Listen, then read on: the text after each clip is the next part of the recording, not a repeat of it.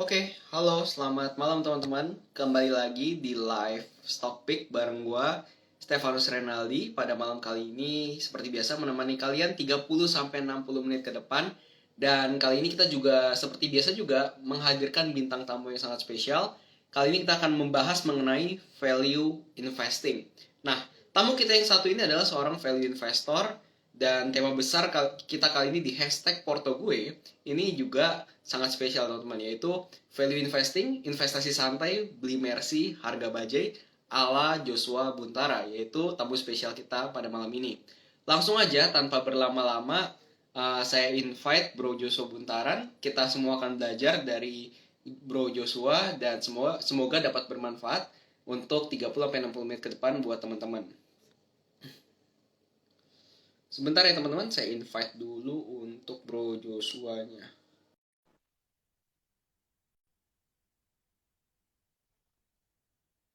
Hmm. Nah,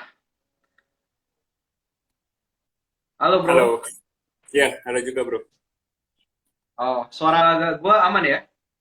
Aman, aman. Oke, gimana Bro kabarnya Bro? Baik. Baik ya. Oke. Nah, Bro, kali ini kita mau belajar dari lu nih tentang value investing, yaitu lu juga sebagai investor jagoan di Stockpick, di mana ngebuka portofolio secara transparan. Dan kalau kita lihat strategi lu ini kan value investing ya, Bro ya. Nah, Hmm. tapi sebelum kita bahas tentang strategi lu, porto lu, gue juga penasaran sih, Bro. Lu tuh mulai atau enggak lu ini sekarang ini selain fokus di investasi, lu ini sekarang kesibukannya ngapain aja, Bro? Eh, Sekarang ini ya ada bantuin usaha orang tua sih. Sama Oke. selain ngelola dana sendiri, ada ngelola dana beberapa teman juga. Manage Hmm. account mau. Hmm. Oke. Jadi emang fokusnya selain investasi, bantu orang tua juga manage beberapa account investasi teman dan mungkin saudara gitu kali ya, Bro. Ya, betul, betul. Kalau boleh tahu lu sekarang lu sendiri umur berapa, Bro? Gue sekarang 27. Oh, 27. Nah, itu mulai terjun ke dunia investasinya kapan, Bro? Ya, gue mulai investasi itu dulu waktu zaman kuliah. Jadi itu ada bareng teman organisasi ya. Pergi ke Hmm. bursa buat bikin akun saham itu. Itu bisa dibilang sekitar 5 tahun lalu itu. Nah, pertama kali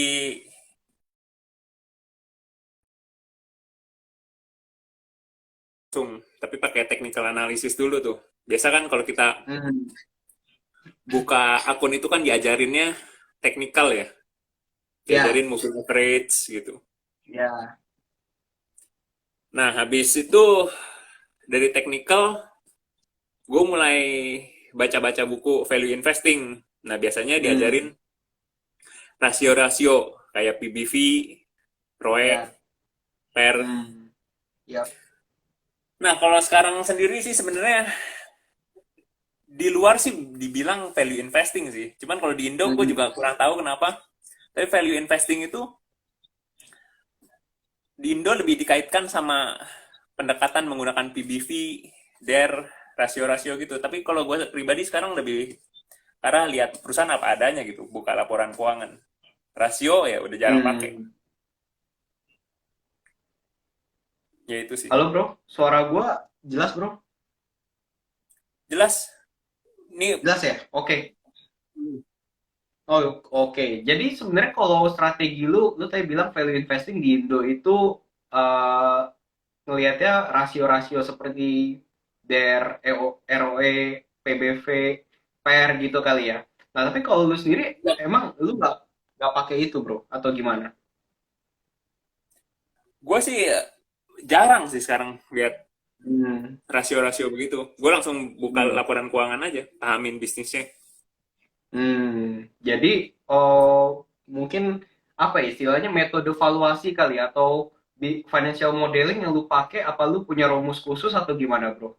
Untuk menghitung sebuah valuasi perusahaan lu bisa bilang murah. Hmm, Biasa pakai yang simple aja sih, PE sih. Cuman kan balik lagi Oh, setiap oke. bisnis kan ada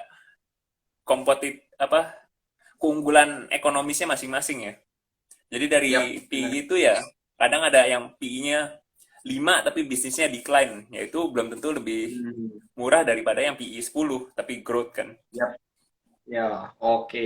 Jadi kembali lagi ke growth-nya perusahaan, apakah walaupun PI-nya murah atau PI-nya mahal, apakah masih bertumbuh atau enggak ya berarti ya? Iya betul. Oke, tadi lu juga cerita awalnya itu mulai teknikal berarti ya bro. Mulainya justru pada saat trading, bener? Betul. Gue mulainya Oh, teknikal. itu bisa tobat ke apa ya? Mungkin nggak bisa bilang tobat kali ya. Mungkin turning point lu bisa berubah dari teknikal ke fundamental gimana tuh bro ceritanya? Nah itu kalau gue jujur aja, gue baca buku Benjamin Graham yang Intelligent Investor itu gue Ah, nggak sampai habis. Tapi di Intelligent Investor sendiri bahas itu bahwa technical itu ya nggak works. Tapi ini opini ya. Jadi hmm, kalau bilang nggak works itu kan ya menurut buku itu. Dan yap. menurut gue pribadi ya ada benernya gitu. Hmm. Tapi apakah lu merasakan kerugian yang besar mungkin waktu lu hanya memakai teknikal doang atau gimana bro? Mungkin ada cerita mungkin hashtag sakitnya lu gitu, hashtag sakitnya gue yang bisa lu Eh, ceritain. hmm, pakai technical sih gue ya ada untung ada rugi. Tapi ya jadinya nggak Ya. kemana-mana sih. Oh, iya iya iya. Jadi justru saat lu pakai teknikal, modal lu nggak bertumbuh, nggak rugi, dan baru mulai bisa merasakan cuan saat lu pakai fundamental. Iya. Yeah. Oke. Nah itu lu berarti udah 5 tahun ya bro di pasar modal. Bentar gue hitung dulu. Oke. Iya, 5 tahun lah harusnya. 5-7 tahun lah. 5 tahun. 5 sampai 7 tahun. Itu mulai pakai fundamentalnya di tahun keberapa tuh? Sekitar 2 tahun gue pakai teknikal ya berarti fundamental 3-5 tahun. Oke, 2 tahun teknikal, sisanya fundamental sampai sekarang. Nah, ini menarik juga sih, bro. Kalau kita ngomongin tadi dari cerita lu, mulai dari teknikal, terus sekarang fundamental. Tapi lu sendiri sekarang apakah lu mengikuti perkembangan zaman, maksudnya perkembangan sentimen gitu, kayak ngelihat kondisi makro perang Rusia Ukraina, terus inflasi, suku bunga, apakah lu memperhatikan itu juga dalam lu mulai berinvestasi, bro? Um, gue sih dari dulu sih 100% saham sih. Sampai saat ini juga posisi 100% Hmm. saham. Cuman itu Hmm. semua kan uang dingin ya. Yap. Jadi lu nggak ngelihat bahwa misalkan sekarang kalau kita lihat kondisi makro sentimennya kurang bagus, lu tidak memperhatikan itu, bro. Lu tetap ya berinvestasi aja sesuai dengan saham yang lu percaya. Sebenarnya gue sempet ada mau alokasiin 30% cash. Cuman waktu gue ngomong begitu, Mhm. ada investor lain bilang, Mhm. ya lu investor apa trader? Digituin gue langsung. Ya habis itu gue pikir-pikir Oh. ya, memang suku bunga sendiri kan kayak si Peter Lynch ada ngomong, dia Ya. ngobrol sama gubernur The Fed, Mhm. nanya suku bunga besok naik atau turun sih. Nah, gubernur The Fed-nya dengan jujur dibilang jawab, ya nggak tahu gitu loh. Jadi gubernur Ah. The Fed-nya aja nggak tahu besok suku bunga naik atau turun. Kita Hmm. sebagai yang bukan gubernurnya kan, ya tahu apa gitu. Ya jadi gue pikir-pikir dari situ ya ada benarnya, ya gue 100% saham sih. Kenapa, bro? Sorry, putus-putus tadi. Ya, karena gubernur The Fed aja nggak tahu suku bunga besok dia mau naikin Ya. atau turunin, jadinya ya Mhm. gue sebagai yang bukan gubernur ya tahu apa gitu kan. Jadi ya gue 100% Oh. di saham aja. Oke, jadi sampai sekarang untuk porsi cash lu masih full di saham. Lu belum nyediain porsi cash Ya untuk 0% jaga-jaga. cash. 0%. Hmm. Oke, nah ini menarik nih. Nah, ini lu juga kemarin juga sempat singgung-singgung mengenai privilege menjadi retail investor. Ini maksudnya apa, bro? Mungkin bisa dijelasin nih. Ya, kalau Hmm. jadi udah rahasia umum ya di para teman investor juga Mhm. bahwa Big Fund itu dia punya kelebihan banyak, keunggulan daripada retail investor banyak. Kayak contohnya, dia punya tim research yang dia bisa berhubungan Hmm. sama perusahaannya langsung. Itu kan dari Hmm. situ dia punya data tuh lebih lebih dulu gitu dia terima. Ya. Selain itu dia juga punya media yang bisa dia kasih research-nya dia kan, hasil research-nya. Ya. Jadi dia mau keluarin good news atau bad news, gerakin pasar ya dia bisa banget. Sedangkan kita Hmm. kalau retail investor kan mana bisa keluarin research begitu. Ya, benar. Terus apakah berarti kita sebagai retail investor ini bakal dirugikan sama big fund gitu, bro? Atau malah ibaratnya mungkin banyak retail yang nyangkut gara-gara big fund, atau justru ini keuntungan buat bagi para retail? Nah, kalau menurut gue Big Fun keluarin good news itu kalau dia udah kumpulin barang. Jadi dia kumpulin barang Hmm. dulu banyak, baru tuh dia keluarin good news kan. Karena Big Fun itu kan kelola duit gede sekali kan. Waktu dia Ya, benar. mau keluar ya dia mesti ada lawan belinya. Ya. Nah, keunggulan di retail investor ya uangnya itu kecil. Jadi dia mau keluar masuk saham Hmm. mana juga gampang gitu. Mudah. Hmm. Hmm. Dan kalau soal Big Fun kan tahun lalu ada pada ESG investing tuh. Jadi kan Big Fund di Indonesia sebenarnya kan nggak terapin ESG ya. Tapi Ya. di luar negeri kan Big Fund semua terapin ESG. Nah, Big Fund Hmm. sini takut masuk kan ke batu bara karena nggak ada flow. Hmm. Ya.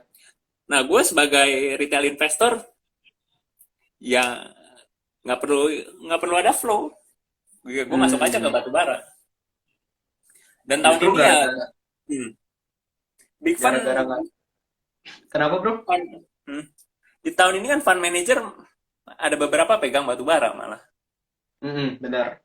Tapi justru gara-gara lu tahu belum ada flow, lu bisa masuk sebelum big fund masuk ya. Iya, gue nggak perlu likuiditas yang tinggi lah. Karena kelola dananya Oke. kan beda. Nah, ini Itu salah menarik satu sih. keunggulan sih.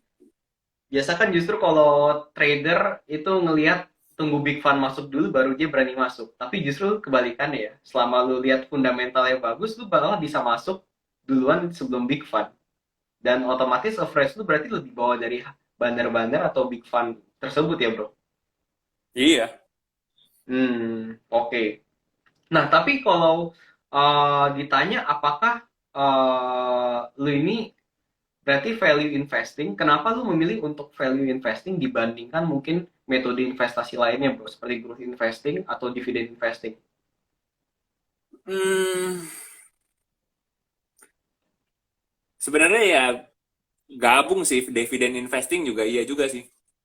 Tapi Mm-mm. balik lagi kan yang utama gue paling lihat itu ya PE-nya gitu. Dia PE, bisa oke. ngasilin bisa ngasilin earning berapa, terus dia punya growth berapa sama manajemennya dia kelola duitnya bener nggak nih? Karena ada Hmm. beberapa kan duitnya ya dipakainya nggak beres. Nah, Oke. selama duitnya dipakai bener, capital allocation-nya bener, nggak usah bagi dividen ya nggak apa-apa. Cuman kalau dia udah nggak nemuin bisnisnya udah nggak bisa ekspansi, terus dia malah buang-buang ke bisnis jelek kan, ya mendingan Hmm. dibagi dividen. Oke. Nah, terus cara lu untuk mengetahui saham ini bagus dan potensi untuk mungkin big fund masuk, kayak seperti yang lu cerita sebelumnya, lu bisa masuk, keunggulan dari retail investor ini adalah lu bisa masuk sebelum ada big fund masuk. Dan itu Hmm. cara lu bisa mengidentifikasi atau menganalisa saham yang seperti itu gimana, bro, caranya? Gue sih nggak gitu peduli big fund masuk ya, justru malah waktu batu Oke. bara itu, Hmm. teman gue kan kadang nanya, beli saham apa nih? Ya gue bilang, Hmm. gue sih beli batu bara gitu loh, lagi murah. Hmm. Karena jelas aja big fund Ya. semua pada keluar kan, pada nggak mau pegang. Tapi Ya. gue tambahin, gue bilang, ya, tapi gue nggak yakin nih bakal naik karena lagi ESG. Hmm. Fund-fund gede yang punya Ya. duit semua nggak ada yang beli. Nah tapi gue kan Ya. nggak peduliin itu. Hmm. Kalau Lu peduli dengan identifikasi bakal fundamental. naik, gue sih nggak kesana. Yang penting beli Yang lu murah. lihat pure, fundamental bagus, sahamnya murah, ya udah Hmm, lu masuk aja tanpa lihat ada big fund masuk atau enggak. betul betul. Oke, menarik sih ini. biasa orang ya bener sih, mungkin kata-kata quote dari Warren Buffett juga kali ya, be greedy when others are fearful ya. Jadi dengan itu lu Bener bisa justru dibilang. bisa dapat harga yang murah gara-gara lu mungkin mengikuti prinsip itu juga. Nah, Ya bro, tapi bener, kalau bener, gue bener. tanya, apakah kalau kayak retail sekarang atau investor pemula lah, yang baru mau masuk atau baru mau mulai investasi saham di kondisi yang sekarang ini, market atau waktu sekarang ini, apakah itu telat menurut lu, bro? Atau enggak? Hmm, kalau gue pribadi sih gue nggak gitu lihat makro ya. Jadi kalau ada Mm-mm. duit ya langsung jajan saham aja. Boros. Gue sih bisa dibilang boros. Hmm. Karena baru dapat cash aja gue lempar aja ke saham gitu, gebuk. Hmm. Jadi asal ada duit, mending mulai dari sekarang, menurut lu? Iya, karena kalau dilihat kan sekarang inflasi juga tinggi ya. Ya. Kebanyakan stimulus.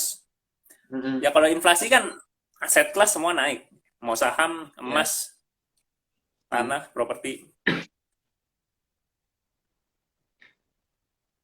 Sorry bro, suara gue jelas bro.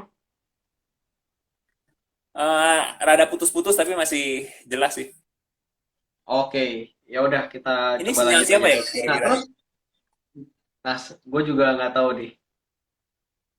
Suara lu aman sih. Suara gue masih aman Oke. kan? Oke, Aman, tadi aman. lu bilang berarti berarti mulai sekarang aja nggak ada salahnya ya. Dan apakah kalau buat retail menurut lu untuk mulai ini membutuhkan seorang mentor atau sebenarnya bisa belajar sendiri? Kalau lu sendiri gimana menurut lu? Gua ya gue bisa dibilang ada gurunya, ada 4. Hmm. Tapi gurunya ya ketemu seiring berjalannya waktu ketemu gitu. Tapi ya kadang-kadang ya mereka Hmm. cuman sebutin buku-bukunya aja. Ya Yap. kalau nggak mau baca ya susah juga. Hmm. Cuman Jadi sebutin judul buku gitu. lu sendiri ada sampai sekarang lu masih punya mentor lu sendiri atau enggak, bro? Ya bisa dibilang masih ya. Jadi teman Masih. diskusi. Hmm. Dan lu percaya kalau orang retail yang baru mau masuk itu berarti butuh seorang mentor? Hmm, bisa dari mentor, bisa belajar sendiri juga. Hmm. Oke. Nggak harus Nah, selalu mentor. tapi kebetulan bro, ini kan lu di sini di Stockpick kan juga sebagai investor jagoan yang buka portofolio secara transparan nih. Gue juga thank you banget Hmm. lu mau buka portofolio secara transparan. Dan di sini gue mau izin spill untuk strategi investasi sama dua saham yang udah lu sebut kemarin ya bro. Izin gue putar kamera. Nanti mungkin gue penasaran gimana caranya lu bisa bikin decision making untuk memilih dua saham itu. Nah jadi buat teman-teman yang nggak tahu, nah di Stockpick itu Bro Joshua Buntaran buka portofolio secara transparan dan di situ kalian bisa ikut invest bareng pakai satu tombol aja. Nah jadi gue izin untuk puter kamera gue ya bro, bentar. Oke. Nah udah kelihatan belum bro? Kelihatan. Kelihatan ya. Nah, teman-teman, jadi kalau di Stockpick nanti teman-teman bakal ada menu explore, kalian bisa search investor jagoan yang buka portofolio secara transparan. Tapi kali ini kita mau bahas portofolionya Bro Joshua Buntara nih. Nah, di sini ada namanya The Real Value Investing. Nah, kalau kita cari Bro Joshua, portonya, nah ini portonya Bro Joshua, returnnya 2,6%, ini terhitung dari, wait, terhitung dari Juli 29 Juli teman-teman, return 2,6% 29 Juli, dan sekarang total dana yang dikelola Bro Joshua ini 770 juta. Nah ini kalau teman-teman bisa lihat deskripsinya, beli perusahaan bagus di harga yang bagus, pegang sampai perusahaannya menjadi mahal, kalau masih murah kenapa harus jual. Nah jadi dari deskripsi portofolionya udah kelihatan banget ini portofolio khusus value investing. Nah, bro, kalau gue lihat di sini, lu ini diversifikasi sektor ini cukup banyak, bro. Kayak mungkin ada 8 sektor. Nah, ada 8 sektor di sini. Mungkin Hmm. boleh jelasin dulu kali ya. Kenapa lu memilih untuk diversifikasi ke banyak sektor? Berarti metode lu, strategi lu bukan bukan konsentrasi tapi diversifikasi berarti ya bro. Nggak ada alasannya sih itu sih. Kebetulan aja itu ada Hmm. 8. Oke. Nah, kalau dari sahamnya sendiri gue lihat itu ada 19 saham. Itu apakah benar udah uh, lu investasi ke 19 saham itu atau cuman ada yang cuman kayak titip sendal dulu atau gimana, Bro? Itu kayak Aisyah itu gue nyangkutnya pakai karena dulu pakai rasio-rasio itu gue nggak baca laporannya cuman PBV rendah, ROE tinggi, DER juga ada. Hmm, Beli habis oke. itu ternyata banyak masalah. Hmm, oke. Terus Nah, gue kalau diemin ya cuman buat inget aja gitu kan. hmm, Pernah goblok lah dulu gitu. oke. Nah, ya ya, menarik. Jadi emang sengaja nggak lu cut loss untuk pengingat aja gitu. Iya, yeah. Oke, tapi apa kalau cut loss bagian atau sisain berapa lot atau ya udahlah gue diemin aja gitu. Belum pernah di cut loss itu. Dulu Belum main pernah kan cut loss. masih kuliah modal kecil. Oh, itu lu hold dari waktu lu kuliah. Iya, udah 2 tahun kan sempat suspend juga tuh Aisyah 2 tahun kan. Ah, Itu juga ah. ya udah begitu aja sampai sekarang. Wah, gila lama juga ya. Ya ya ya, ya. Paham, paham. Tapi ya untuk Porto yang sekarang kalau dilihat sih udah harusnya udah balik ya, Bro. Kalau kita lihat di sini Portonya juga udah hijau dan kemarin tuh gue lihat-lihat ada yang hampir beggar ya, Bro. Atau udah ada yang beggar ya? Udah Hmm, beggar kali ya dulu ya, ada yang udah beggar dijual ya. ya. Ah, ah. Hmm. Nah, kita langsung masuk aja deh, Bro, ke saham yang pertama nih. Saham Kurnia Mitra Duta Sentosa. Jadi teman-teman Bro Joshua bakal spill dua decision making dia pada dua saham. Yang pertama ini ada KMDS Bro. Nah, gue sendiri ini nggak tahu Bro, KMDS ini perusahaan apa. Mungkin lu bisa ceritain dikit dulu kali ya Bro. Oke, jadi KMDS ini dia distributor ya, distributor sirup Ah, monin. Nah, kalau kita hmm, ngomong bisnisnya, dia bisa dibilang sebagai bisnis pick and shovel. hmm, Jadi itu kan nama pick and shovel sendiri muncul karena dari dulu ada Gold Rush di Amerika ya. hmm, Gold Rush terus ya orang-orang pada rebutan tuh ngegali ngegali emas. yep, Ngegali emas ya ada satu orang yang jualan sekop. Nah, ternyata hmm, yang bisnis paling enak ya yang jualan sekopnya bukan yang nyari emasnya. hmm, Orang-orang kan pada, weh enak loh, bisa nambang emas di sini dapat duit gampang segala macam. yep, Ya ada orang sediain sekop juga bagus juga penjualan sekop kan. Terus selisih juga hmm, lebih minimum karena kan sebagai penambang emas selisih juga besar ya. yep, benar. Nah, Monin itu jadi ya orang banyak buka kafe itu tinggal pakai sirup Monin aja bisa em, Hmm, punya menu minuman banyak dan dia juga hmm, supply di brand-brand besar kayak XXC oke, pakai Starbucks, hmm, Chat Time, hmm, Dunkin oke, Donuts. Hmm. hmm. Justru dia ini, maksudnya mereka-mereka ini yang coffee shop dalam tanda kutip, mereka nggak bikin kopi sendiri ya, mereka ngambil sirup dari perusahaan KMDS ini ya berarti ya. Biasanya sih ada spesial kopinya lagi, cuman kan kalau Hmm. gitu kan menu cuman dikit kan. Nah, Ya, cuman pakai sirup monin ya bisa tambah menu sampai puluhan nih. Gampang nih. Tinggal diracik hmm. aja kan. Oke. Nah ini alasan lu untuk memilih, berarti kalau lu lihat perusahaan ini kayaknya bukan perusahaan yang growth-nya akan bertumbuh terus ya, mungkin bisa bilang cyclical kali ya bro, atau gimana? Growth sih. Untuk saat ini Growth growth. ya. Hmm, dia cukup high growth sih bisa dibilang. Hmm. Lu memutuskan untuk membeli perusahaan ini karena apa aja, bro? Mungkin ada faktor dari rasio atau laporan keuangan yang menarik dari perusahaan KMDS ini. Hmm. Ya, untuk sekarang sendiri tadi gue sempat lihat PI-nya, gue asal sekilas lihat ya, mungkin mesti hitung sendiri. Gue pakai Hmm. aplikasi lihat PI-nya tadi masih 9, Hmm. ditambah growth-nya yang tinggi kan. Yap. Terus bisnis modelnya juga untuk produknya sirup monin itu Hmm. bisa dibilang nomor satu kali ya sekarang Hmm. sebagai sirup. Yap. Hmm. Karena sebenarnya di pasaran juga ada saingannya monin, di mana jual Hmm. lebih murah. Tapi waktu gue tanya sama yang pakai, sama kayak barista gitu kan yang bikin minuman, Hmm. dia bilang kalau dia pakai sirup yang lebih murah ya ujung-ujungnya pakainya lebih banyak takarannya. Sama aja. Jadi Hmm. kalau dihitung-hitung secara kos sama aja Hmm. jatuhnya. Ya. Hmm. Malah secara rasa enakan Monin. Yap. Jadi produknya ini ya, yang pertama gue pelajarin dulu produknya kuat Hmm. nggak gitu di masyarakat. Yap. Nah udah kuat ya, lihat valuasinya, PI Hmm. masih 9. Terus growth-nya Hmm. juga oke.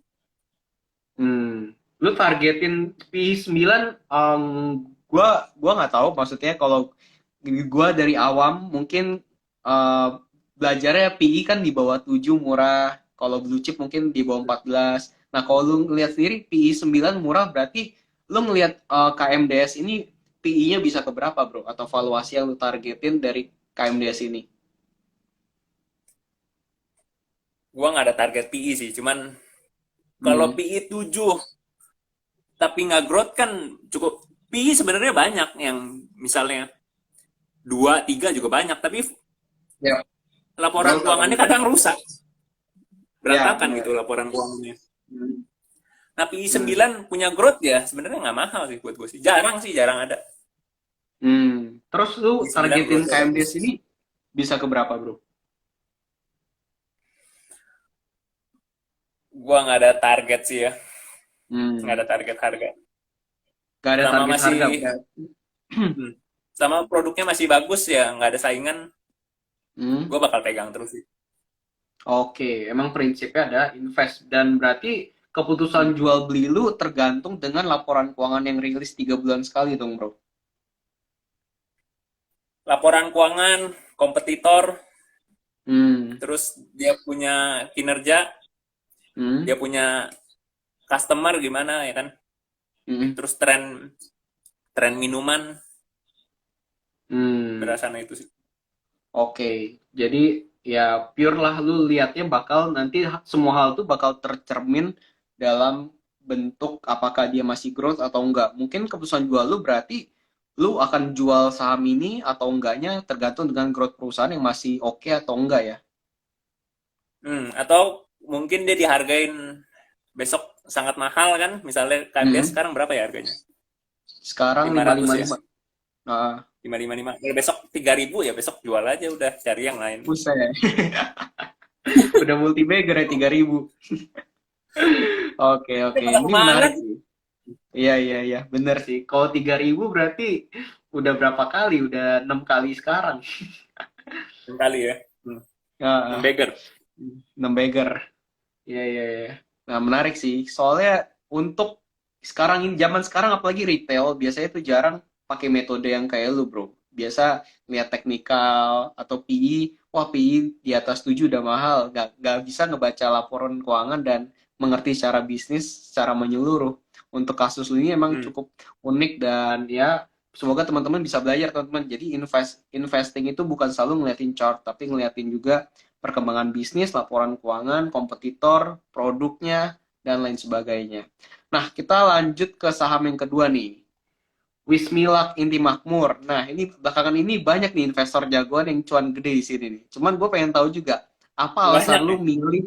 Banyak nih. Kemarin gue live sama beberapa investor jagoan, banyak yang megang Wismilak juga nih. Nah, gue pengen penasaran, Hmm. apa keputusan lu untuk membeli saham Wismilak ini? Gue cerita dulu sebelum beli saham Wismilak. Jadi dulu gue pegang itu gudang garam. Hmm, Gudang garam, ya gue nggak gitu lihat lah itu cukai golongan satu, golongan dua. Karena kan si gudang garam ya pasti golongan satu kan. Gudang garam, siap. Sampurna, Jarum udah pasti golongan satu. Hmm, benar. Nah, terus sebenarnya gue ini kena karma, gue ketawain orang. Nah, jadi ada orang dulu Oh, analisa Bismillah, ah, cuman kan ya orang bisa salah analisa ya wajar aja lah. ya. Gue nggak anggap remeh dia gitu loh. Cuman di satu analisa ini ya gue ketawa aja dia punya analisa gini. Hmm, Dia bilang Wismilak ini lebih gampang beggar. Kenapa? Karena market hmm, share dia cuma 4%. Buat 4% ke oke. 8% dibanding gudang garam yang udah 25% ke 50%. Lebih gampang mana? Dia bilang begitu. Ya lebih gampang Wismilak. 4 ke 8%. Cuma naik 4%. Gudang garam Yap. 25% ke 50, naik 25%. Susah. Ya. Udah mustahil lah dia bilang. Wah, Ya. gue ketawa. Gue Hmm. bilang, di otak gue pikir ya, ini rokok ini kan banyak yang bilang sunset kan. Yap. Nah, argumen gue sebelum sunset ini udah mati nih, diinjek. Hmm. Diinjek gudang garam atau Sampurna. Ya. Nah, dari situ gue nggak pelajarin tuh Wismilak. Hmm. Baru beberapa bulan kemudian, ada temen kirimin selembaran dari kementerian ya soal cukai itu. Gue baru pelajarin cukai golongan 2. Ternyata Wismilak Hmm. dapat yang cukai golongan 2 kan, karena produksi dia cuma 2,2 miliar batang per tahun. Yap. Nah itu Benar. cukai itu kan komponen cost utama dalam bisnis rokok. Yap. Kayak gudang Benar. garam dan Sampurna itu sebelum COVID bisa 70-80%. Waktu COVID, wah naik bisa sampai 90% itu kan, cost Ya. cukai. Nah, si Wismilak ya, karena dia cukai golongan 2, cost dia itu bisa, harga jual, bahkan mungkin harga jual dia bisa lebih rendah daripada cost cukai dari golongan 1, gudang garam, Sampurna Jarum. Hmm. Yap.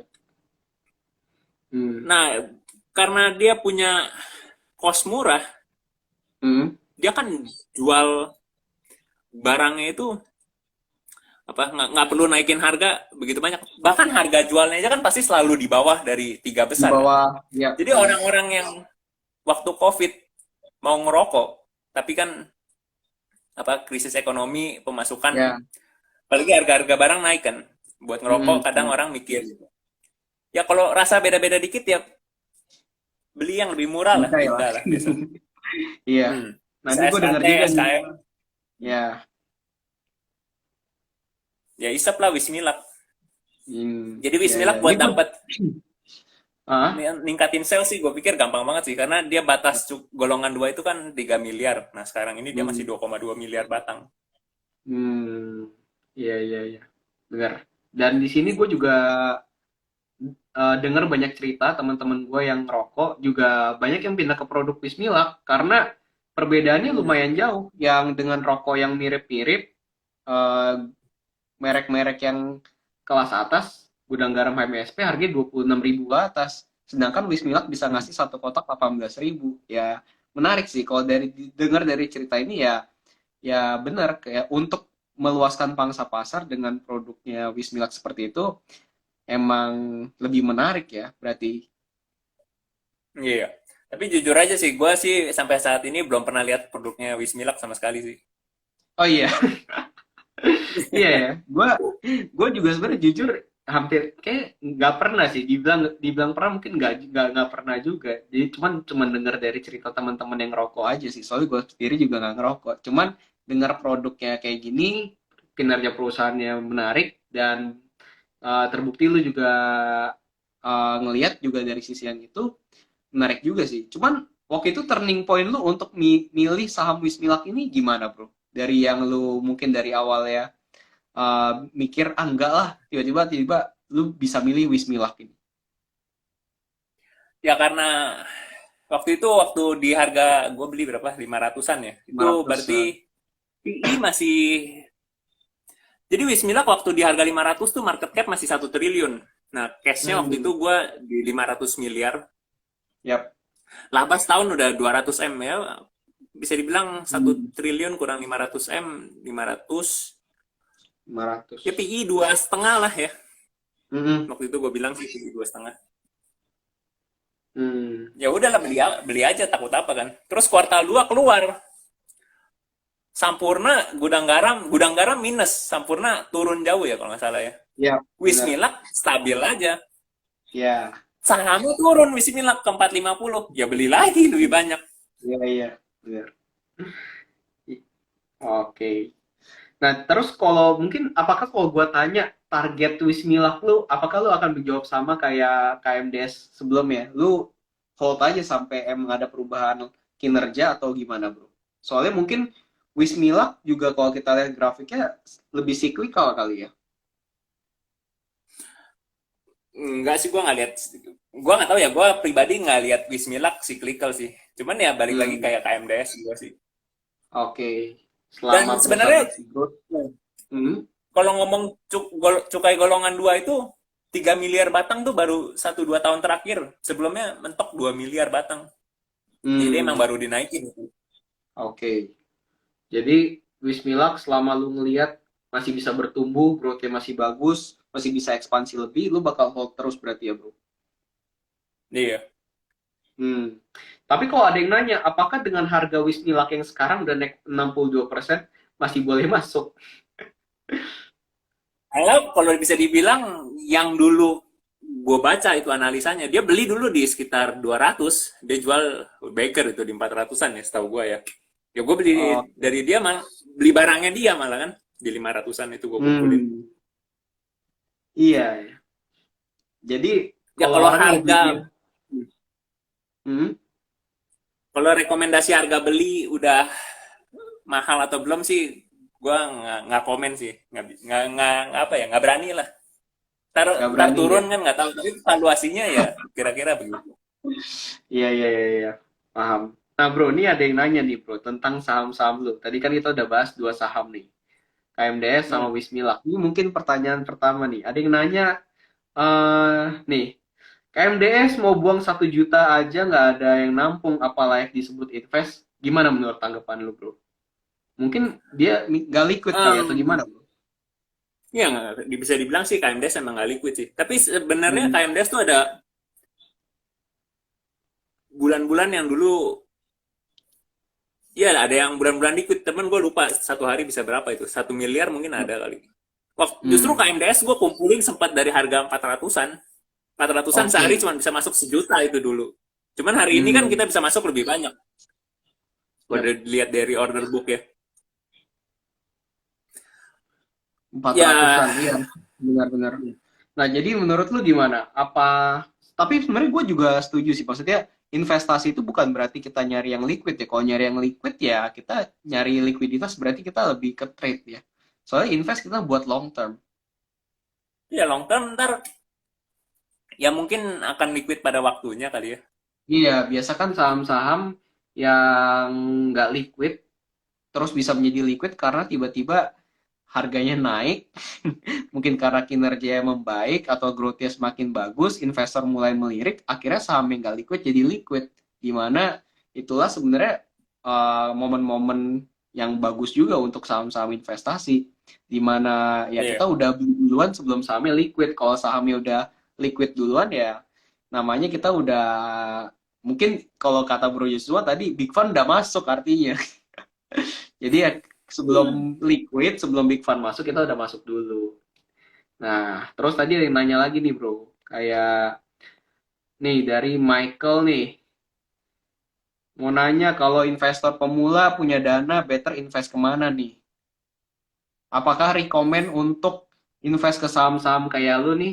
Soalnya kalau gue lihat mungkin WIM gitu mungkin lebih high risk kali ya dibanding kalau kita ngomong blue chip. Tapi menurut lu gimana bro? Pemula mulai investasi better invest ke saham apa bro? Ke invest ke saham yang dipahamin sih industrinya sih. Oh, intinya Karena tetap menurut harus gua mau belajar ya. ya Kenapa risiko bro? itu datang ya kalau kita nggak tahu sih. Kayak Bismillah Ya, kan benar. ya turun ke 450 aja gue malah makin semangat gitu belinya kan. Bukannya Hmm, cut loss. ya, benar. Jadi jawabannya ke saham apapun boleh, yang penting Bro Michael Paham. tahu apa yang dia beli lah ya. Hmm. Pahami bisnisnya, belajar gimana cara baca laporan keuangan, apakah perusahaannya bertumbuh atau enggak, produknya gimana. Nah, ketika udah tahu ya benar tadi kata Bro Joshua, gue juga setuju, risk come from not knowing you are doing. Jadi resiko itu datang dari ketidaktahuan apa yang kita lakukan. Nah, Ya. oke. Wait, gue izin balik kamera lagi. Oke, bro. Nah, tadi teman-teman kita udah bahas dua sahamnya Bro Joshua. Emiten, ntar, ini ada yang nanya lagi nih. Apakah emiten belum lebih Apa nih maksudnya? Apakah emiten belum lebih potensial untuk beggar? Apa tuh? Maksudnya apa nih? Apakah emiten belum lebih? Waduh, mungkin bisa diketik ulang kalau masih nonton live ya. Soalnya kita berdua kurang nangkep nih maksudnya nih. Hmm. Oke bro, mungkin sambil nunggu, nih teman-teman mungkin ada yang mau komen lagi, mau nanya. Menurut lu, mungkin apa ya? eh untuk pemula, mungkin lu ada kayak wejangan atau ada kayak nasihat lah, nasihat investasi untuk pemula buat baru mulai investasi nih. Ya, anggap aja Ya kultum lah investasi, kata-kata terakhir sebelum live-nya tutup nih. investasi, Hmm, investasi di industri yang dimengerti aja lah. oke. Balik Dari lagi ya. Investasi hmm. ke industri yang lu mengerti. Nah, ini mungkin pertanyaan terakhir deh nih. Gimana cara screening ala fundamental nih? Kalau lu gimana? Screening saham, ngelihat fundamentalnya gimana? Gue sih bener-bener nggak ada screening sih ya. Kalau orang biasa kan di filter itu PBV-nya segala macam. Gue Yap. sih random aja dari mana gitu. Ada Hmm. Sirmonin ya, ternyata TBK nih kayak KMDS. Ya Ah, dicek lah ukurannya. ya rajin-rajin baca aja ya berarti ya, bro. Rajin-rajin baca. Oke. Nah, ini deh terakhir lagi nih. Ada yang nanya, banyak banget yang nanya nih. Buku untuk dibaca nih. Lu ada baca Buku buku untuk saham apa dibaca. aja, bro? Hmm. Peter Lynch itu rekomend. Yang, Peter Lynch. waduh judulnya lupa lagi. Peter Lynch Peter itu Lynch itu ada dari. baca nggak? Hmm. Nah, gua nggak baca kok Peter Lynch. Gue bacanya yang Benjamin Graham, yang Intelligent Investor. Wait, Gue lupa judulnya, tapi Peter Lynch yang tulis. The Itu Big Short bagus. bukan Oh, ya? One Up Oh, on Wall Street deh. One Up on Wall Street. Ya, bener. Kalau nggak salah itu ya, itu kan judulnya. Ya. Nah, lu paling suka buku itu berarti. Paling rekomend buat yang baru main ya. Oke, tuh catat teman-teman, One Up on Wall Street. Aduh, ini ada yang banyak banyak juga yang nanya ya nih. Lu ngikutin INKP nggak sih, bro? Ini ada yang nanya INKP sama Tekim nih. INKP Tekim udah jual sih itu dulu sekali tuh. Waktu yang Oke. dari 1.000 terus Mhm. sempat ke 20.000. Nah itu gue beli di 8.000 jual di 16.000 sih dulu. Terus udah nggak beli Wah, lagi sampai hari ini. oke. Tapi lu ada insight mungkin untuk Tekim INKP sekarang ini? Kemarin kan sebenarnya juga sempat naik lumayan ya. Kalau dulu waktu gue beli tuh si China sempat nggak terima sampah masuk deh kalau nggak salah. Jadinya Hmm. dia kertas itu beli bubur kertas. Nah harga bubur kertasnya kan naik. Sales Oke. ya harga itunya naik ya kayak batu bara aja. Ya, Produk ngikutin cost komoditas. produksi tetap tapi salesnya Hmm. naik kan. Jadi untung Hmm. banyak tuh. Oke. Nah, bro, mungkin gue juga kita udah hampir sejam ngobrol, gue bantu rangkum aja ya buat teman-teman ya. Nah, jadi memang kalau kita ngobrol lagi dari awal, Bro Joshua, berarti lu udah 5 sampai 7 tahun lah ya di pasar modal ya, dari zaman kuliah Ya. yang tadinya trading, 2 tahun trading, ngeliatin teknikal, tapi ternyata nggak membuahkan hasil, tapi bukan tidak menutup kemungkinan teknikal itu nggak kepake. Mungkin bagi sebagian trader, teknikal itu juga masih kepake sampai sekarang. Cuman untuk Bro Joshua, dia lebih percaya untuk fundamental, melihat perusahaan, karena lebih mungkin lu ngelihat fundamental jadi lebih yakin ya bro, gara-gara lu tahu bisnisnya apa. Iya. Gue malas Yap. dulu sempat baca laporan keuangan tuh banyak sekitar 300 perusahaan. Mhm. Cuman yang gue ngerti cuma Wow. sebagian. Waktu gue ngobrol Oh. sama teman investor lain, ya ternyata mereka Ah. kendalanya juga sama. Jadi sebenarnya nomor satu tuh pahamin dulu bisnisnya. Kedua Hmm. baru buka laporan keuangannya. Karena buka Yap. laporan keuangan kalau bisnisnya nggak ngerti ya itu angka cuma angka Hmm. doang, nggak ada cerita apa-apa. Yap. Bener. Nah, jadi kalau kalian mau belajar value investing, pahami dulu bisnisnya gimana, produknya gimana. Ya, kalau kalian langsung baca laporan keuangan ya kalian nggak, tapi kalian nggak paham bisnisnya itu juga sama aja. Dan tadi yang menarik juga perusahaan yang PE-nya rendah itu belum tentu value investing.